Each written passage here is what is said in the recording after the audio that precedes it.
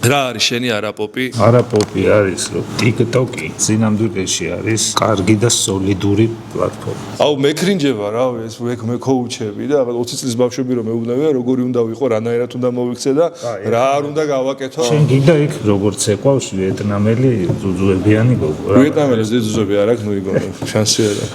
კან ოპერატორს აქვს შეიქი, იმიტომ რომ ცინის. მე ვარ TikTok უცოდინარი, არაფერი არ ვიცი. ამ ვიდეოს რო TikTok-ზე დადებ, არ გეკრინჯება? კრინჯი კაია მე. აი რაღაც ესეთი უნდა ვკითხო, აი არ გეშინია? რისი უნდა გეშინა? TikTok-ის დიდია. არა და მე რო ტელევიზიაში მუშაობდი, YouTube-იც არ იყო იკაიფე. ტელევიზორი იყო. მაგრამ შუქი არ იყო, მაშინ ინტერნეტი რაღაცა ისე იყო რა.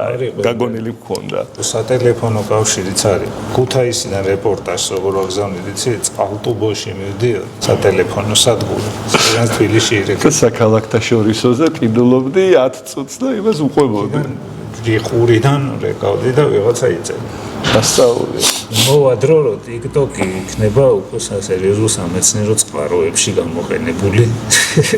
გამოჩნდება როგორი ახალი პლატფორმები, იცი, რომ TikTok-ი მოგეჩვენება აკადემიურ. TikTok-ზე ნაცნობობით ვერ გაქაჩა. შენით უნდა გაქაჩო.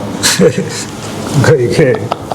აუ რაღა დავიძებეთ რა ბელოდება ნეტავე იმ პლატფორმაზე ან მაგინებენ ან აუ ეს გინება ბიჭო მაგარია თან ყველას აგინებს